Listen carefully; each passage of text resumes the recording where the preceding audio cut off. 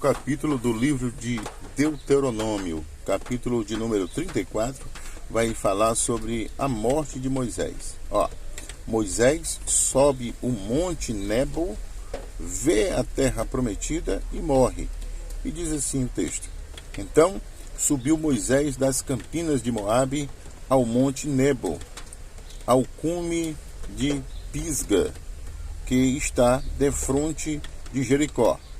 E o Senhor mostrou-lhe toda a terra, desde Gileade até Dan, e todo o Naftali, e a terra de Efraim, e Manassés, e toda a terra de Judá, até ao mar últimos, e o sul, e a campina do vale de Jericó, a cidade das palmeiras, até Zoar. E disse-lhe o Senhor: Esta é a terra de que jurei a Abraão, Isaque e Jacó, dizendo: A tua semente a darei. Mostrou-la para a veres com os seus olhos, porém para lá não passarás. Assim morreu ali Moisés, servo do Senhor, na terra de Moabe, conforme o dito do Senhor. Este o sepultou num vale na terra de Moabe, defronte de Bet-peor, e ninguém tem sabido até hoje a sua sepultura. Era Moisés da idade de 120 anos quando morreu. Os seus olhos nunca se escureceram, nem perdeu ele o seu vigor. E os filhos de Israel prantearam a Moisés 30 dias nas campinas de Moabe. E os dias do pranto do luto de Moisés se cumpriram. E Josué, filho de Num, foi cheio do espírito da sabedoria, porquanto Moisés tinha posto sobre ele as suas mãos. Assim os filhos de Israel lhe deram ouvidos e fizeram como o Senhor ordenara a Moisés. E nunca mais se levantou em Israel profeta algum como Moisés, a quem o Senhor conhecera face a face. Nem semelhante em todos os sinais e maravilhas que o Senhor o enviou para fazer na terra do Egito, a Faraó e a todos os seus servos e toda a sua terra, e em toda a mão forte e em todo o espanto grande que operou Moisés aos olhos de todo o Israel.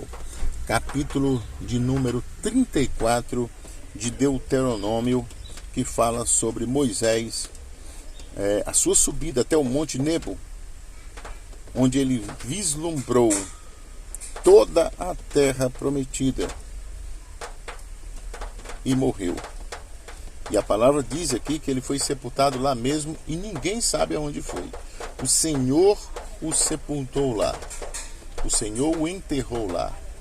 A gente poderia dizer também, porque a palavra está falando aqui que nunca foi encontrado, Diz aqui o seguinte, no versículo de número 6, vai falar assim, observe aí, Este o sepultou num vale, na terra de Moabe, defronte de Bet-peor, e ninguém tem sabido até hoje a sua sepultura. Ou seja, se ninguém sabe até hoje a sepultura de Moisés, se Deus não aceitou, não quis que ninguém visse a sua sepultura, a gente quer conjecturar um pouquinho aqui e dizer que o Senhor poderia tê-lo recolhido, A importância de Moisés para a história do povo hebreu, do povo de Israel, é tremenda, gigantesca, porque inclusive aqui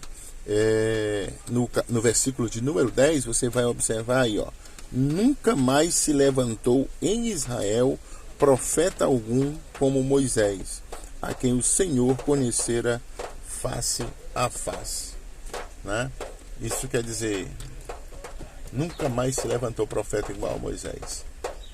A importância que ele teve, né, de resgatar todo aquele povo da promessa, né, lá do Egito, e depois durante 40 anos, irmão. Quer dizer, observe a idade de Moisés, ó. No versículo de número 7 vai informar aí, ó, que Moisés tinha 120 anos, ou seja, Moisés passou, né, durante todo esse período, né, só no deserto foram 40 anos, né? Então isso quer dizer que quando ele estava lutando, batalhando ali para tirar o povo do Egito, ele já era uma pessoa de idade avançada, não é verdade? Já era uma pessoa, se foram 40 anos no deserto, então quando ele estava lá no Egito, ele tinha aproximadamente 80 anos. Então ele já era uma pessoa de idade avançada quando ele saiu lá da terra onde ele foi morar quando fugiu do Egito, né? Eu quero aqui conjecturar que ele passou mais de uma década, né? Ou 2 décadas lá. Ele passou lá, né? E aí o que acontece, né? Quando ele termina a sua missão, ele já tem 120 anos. O Senhor o recolhe também. Eu quero crer aqui, conjecturar que o Senhor o recolheu como fez com Enoque. Ele também fez com Moisés, porque até hoje ninguém sabe onde ele foi sepultado. Isso é maravilhoso, meu irmão. Olha, deixa eu dizer uma coisa aqui. Durante toda a história, né, desde que Moisés teve o primeiro contato com o Senhor, acerca dele ser aquele responsável para tirar o povo do Egito, do cativeiro, né, naquele tempo, Moisés foi uma pessoa que ele em alguns momentos ele se entristeceu, ele se zangou, né, com o seu trabalho. Teve um momento que ele disse, que ele perguntou ao Senhor se ele tinha tido aquele absurdo de filho, se aquele povo era filho dele, né? Porque o trabalho dele estava muito difícil, estava muito sacrificante, ele já era velho, né? Então ele perguntou essas coisas aí. E ele era responsável por aquele povo. Irmão, você imagine aí os pastores, né, de hoje, né? E deixa eu falar para você sobre os pastores de hoje, né? Que são responsáveis pela condução de uma igreja, né? Essa igreja muitas vezes dá muito trabalho. O povo é um povo que não tem fé, é um povo teimoso, desobediente, vive no pecado dentro da igreja, né? E aí o pastor tem que ter paciência, tem que ter um direcionamento tremendo. Meu irmão, se não for a presença do Espírito Santo, se não for Deus agindo na vida do pastor, ele se desvia também, irmão. O pastor se desvia também. Se não for a presença do Senhor constantemente ali, o pastor se desvia. Por quê? Porque o povo é difícil, é complicado você trabalhar com o povo. É muito difícil, porque cada um tem um pensamento diferente, uma vida diferente, né? Quer coisas diferentes, tá entendendo? Então é complicado, é muito difícil isso aí mesmo, viu? Então só Deus verdadeiramente na causa. Glória seja dada ao nosso Deus Todo-Poderoso.